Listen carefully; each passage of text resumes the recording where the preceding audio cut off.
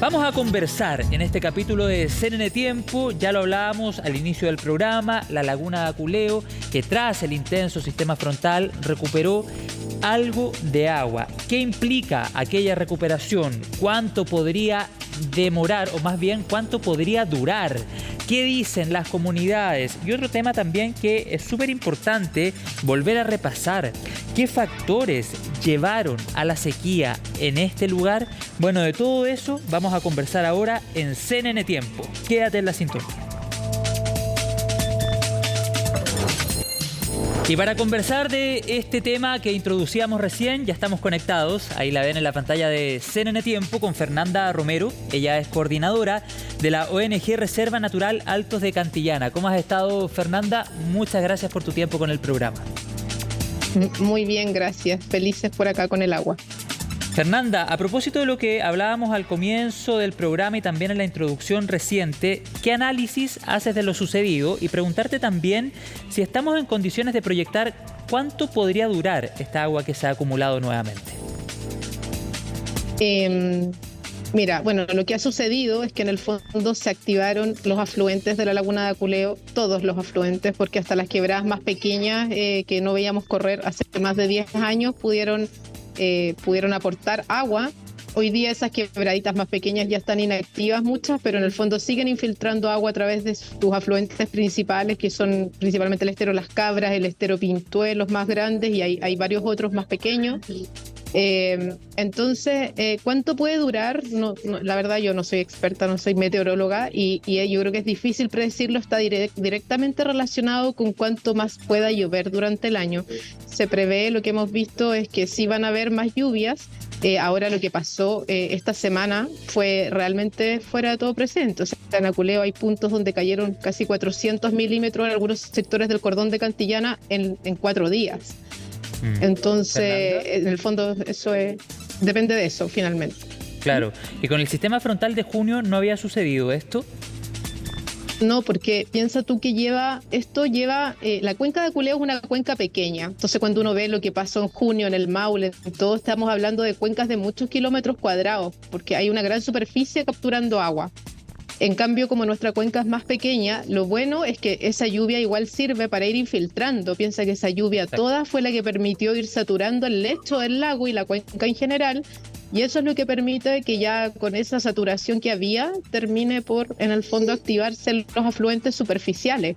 Entonces, por eso se activa finalmente con estos sistemas frontales. Exactamente, porque cuando fue el sistema frontal del mes de junio, ese suelo estaba tan pero tan seco que no permitió generar lo que, por ejemplo, sí generó este último sistema frontal, donde el suelo ya estaba húmedo, por lo tanto la capacidad de absorción del suelo es distinta y finalmente deja imágenes como las que estamos revisando justamente a esta hora en la pantalla de CNN Chile. Fernanda, ¿es posible proyectar cuántos inviernos con intensas precipitaciones se necesitarían para volver a un estado, comillas, normal de este lugar? Mira, o sea, no sé si estamos en condiciones de proyectar, pero podemos recordar lo que pasó en el pasado. Sí. En el pasado, cuenta, por ejemplo, la última sequía parecida a esta fue la del año 67, 68, 69, que la laguna termina por recargarse el 72. Y en el fondo, o sea, y también antes hubo otra en 1924, que en esa sí se secó totalmente la laguna también, igual que ahora, pero nunca duró tantos años. Entonces, por eso ahora además es recuperar toda esta saturación del lecho del lago, que ya la tenemos recuperada. Eso es lo maravilloso, por lo tanto ahora solo viene a sumar más agua. Y entonces, en el fondo, eso es como un poco, o sea, la historia dice que en 3 días se llena la laguna con lluvias y con el lecho saturado, o sea, pero con 3 días de lluvia como los que vimos, que es poco probable y es bien peligroso porque sabemos las otras consecuencias que deja. Pero en el fondo, o sea, es probable que, no sé, en así cuántos años, si vinieran otros eventos tan torrenciales como este, podría ser este año, podría ser el próximo año, y también si eso no vuelve a suceder, ese espejo de agua va a retroceder en el invierno. Ese espejo de agua es parecido al que teníamos en el año 2018 en invierno, en el fondo, y que terminó por desaparecer ese mismo año, ¿ya? Entonces, en el fondo hay que tener conciencia un poco de eso también. Claro, es que te lo pregunto porque en otra conversación, en otro capítulo de nuestro programa, hablamos precisamente de la profunda crisis hídrica que enfrenta nuestro país y de hecho expertos y expertas nos comentaban que se necesitarían algo así como 3 o 4 inviernos súper lluviosos para poder superar en definitiva una crisis hídrica que se ha extendido por más de 10 años, de hecho más de 13 años incluso en algunos territorios de nuestro país. Estas lluvias por supuesto que ayudan, pero no hacen desaparecer la tremenda sequía o la tremenda crisis hídrica que enfrenta gran parte de nuestro territorio. Y para dar contexto, Fernanda, sería interesante volver a repasar los factores que llevaron al escenario que había hasta antes del día miércoles en la laguna de Aculeo. ¿Cuáles son los factores que profundizaron aún más la sequía en ese territorio? Sí, bueno, es súper importante lo que tú mencionas, porque tal cual, una golondrina no hace verano. Estamos felices con el agua, pero la sequía no ha terminado. Este podría ser un año especial, un año fuera, o sea, de lo normal de los últimos 5 años, pero no sabemos cómo van a venir los próximos. Se sabe que la tendencia que tenemos es la sequía. Nosotros no llegamos todavía, estamos en cerca de 600 milímetros, lo cual hace 20 años atrás era la media. O sea, recién estamos llegando a la media de 20 años atrás en Aculeo. Entonces, en el fondo, o sea, lo que te digo, nosotros pensamos que con eventos torrenciales esto podría pasar rápidamente, pero también esto podría no suceder, porque en el fondo lo que te comentaba, la presión sobre la cuenca es muy grande. Los factores, hay principalmente un estudio, pero en general todo apunta a lo mismo. La principal causa de esto es la disminución de precipitaciones, y para eso basta ver un gráfico de precipitaciones para entender que los últimos 5 años, justo los que ha estado seca la laguna, la precipitación de Aculeo no había superado los 400 milímetros, siendo que antes la media eran 600 milímetros de los años, o sea, digamos de las décadas anteriores, y teniendo pic en años de corriente el Niño de 1200 milímetros. Entonces hay registros en Aculeo desde el año 1913 de estación meteorológica. Entonces, en el fondo, o sea, esa es la principal causa, pero uno no puede desconocer también, obviamente, el efecto humano sobre esto, los usos humanos. Quería preguntar.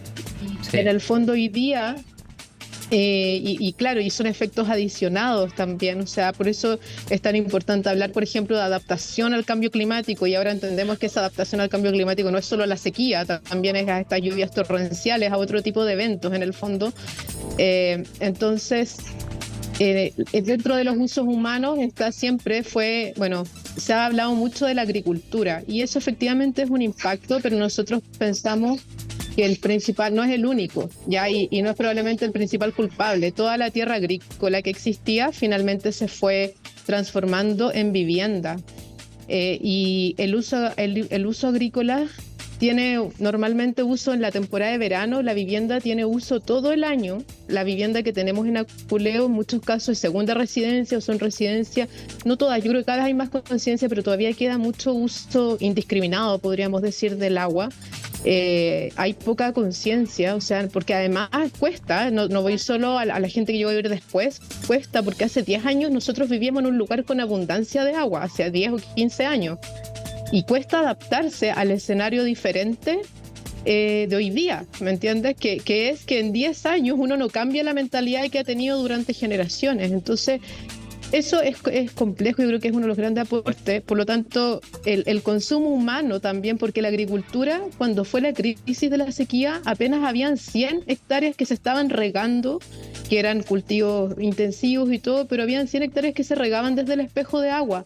Sin embargo, la vivienda había aumentado 10 veces en los últimos 10 años. Imagínate. O sea, hubo un proceso de retroceso de la agricultura mientras avanzaba la sequía, y aún así, igual Aculeo seguía recibiendo gente. Bueno, yo ahora mismo vengo saliendo de una comisión, en el fondo, o sea, el cierre de un proceso de Ministerio de Agricultura, de Vivienda y Bienes Nacionales, donde se está tratando de ordenar el tema del hábitat rural finalmente, porque es un tema que claramente no está regulado, y Aculeo es una prueba de eso. Fernanda, y con esas condiciones que tú nos relatas recién, ¿cómo enfrentar de mejor manera precisamente la intervención humana para preservar lugares como este? ¿Se puede levantar alguna estrategia? ¿Falta una política pública más robusta? ¿Qué análisis haces al respecto? Absolutamente, o sea, lo que se necesita, o sea, evidentemente, política pública más robusta, vinculante además, normativas que sean vinculantes. El gran tema que tenemos en este país, con muchos de los problemas que tenemos, es que la regulación territorial no es vinculante. Entonces, por ejemplo, lo que vimos hoy día, fuimos, en el fondo saltó. Hace 3 días lo vimos por las noticias, ustedes mismos lo mostraron, todo esto de las viviendas emplazadas en lugares donde no deben ir respecto a los ríos. Sí, claro. En este lugar pasa un poco lo mismo, o sea, también tenemos ecosistemas frágiles, tenemos suelos frágiles, donde no, la vocación de esos lugares no es tener viviendas, sino que otros usos.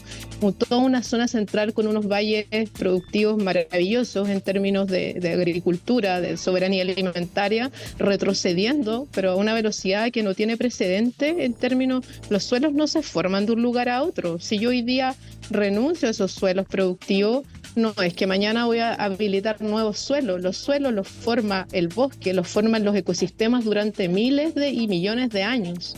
Entonces, y esos suelos, nosotros no necesitamos menos suelo agrícola, sino que necesitamos cada vez más, somos más personas, los suelos se vuelven menos productivos. Entonces hay un montón de procesos encadenados también en esto. Y Aculeo yo creo que es un buen laboratorio, un buen ejemplo de cómo muchas de estas cosas que pasan en el territorio en general suceden aquí también. Claro, y en tu respuesta se deduce la importancia que tiene la laguna de Aculeo para la comunidad que está próximo a este lugar. ¿Cómo mejoraría la vida de cada uno de ustedes o en qué aspectos mejoraría la vida si es que la laguna volviese de manera permanente al estado que tuvo por mucho tiempo? Eso para finalizar, Fernanda, porque estamos en el tiempo. Bueno, mira, nosotros los aculeguanos históricos, mis 16 tatarabuelos vivieron en Aculeo, entonces en el fondo conocemos esa historia. Es un dolor muy grande lo que sucedió ahí, a pesar de que siempre lo vimos, pero en el fondo los aculeguanos soñaban, no despiertos. También era muy recurrente el sueño en la gente de Aculeo, que soñaba que la laguna volvía a tener agua, desde la perspectiva del bienestar emocional, de esos servicios ecosistémicos que entrega ese cuerpo de agua a las personas que han vivido ahí, que viven ahí, hasta lo que significa el tener agua, la regulación del clima, que también habíamos vivido mucho el impacto, el aumento de la temperatura y todo el asunto, por efecto que no estaba la laguna. Además, la laguna como ecosistema, en términos de biodiversidad, la biodiversidad de ese cuerpo de agua era impactante. Nosotros también registramos eso en los años que estuvo con agua. Entonces, en fin, hay muchas cosas y además, bueno, y aquí es lo que viene, que es un tema que hay que sentarse a conversar porque viene también la presión por los diferentes usos. Si es que hoy día hay un pequeño espejo de agua, pero de todas maneras abre de nuevo este debate de quienes tienen derechos de agua, de quienes quieren ocuparla, no sé, para deportes a motor, y creo que hoy día tenemos que tomar este aprendizaje de haberla tenido seca y a lo mejor se va a volver a secar o a lo mejor va a seguir en estos ciclos y necesitamos sentarnos a conversar. Hemos tenido procesos de diálogo como comunidad, tuvimos un acuerdo voluntario de gestión de cuenca y el objetivo en el fondo es sentarnos nuevamente y reunirnos a conversar sobre qué queremos para nuestro territorio.